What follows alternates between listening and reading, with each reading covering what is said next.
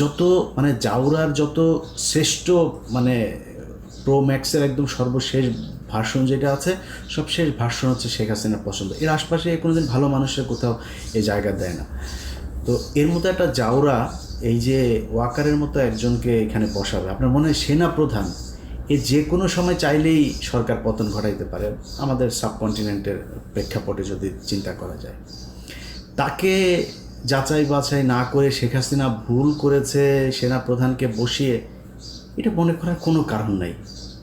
মানে গোয়েন্দা সংস্থা না খালি, শেখ হাসিনা যদি ভুল করেও ভারত তো ভুল করবে না। শেখ হাসিনার এই ধরনের পদগুলো, এই পদায়ন কারা করতো? ভারত থেকে করতো। এমপি মন্ত্রী কে কোথায় বসবে গুরুত্বপূর্ণ জায়গায়, পুলিশের বিভিন্ন শাখায়, সব ভারতের দেয়া।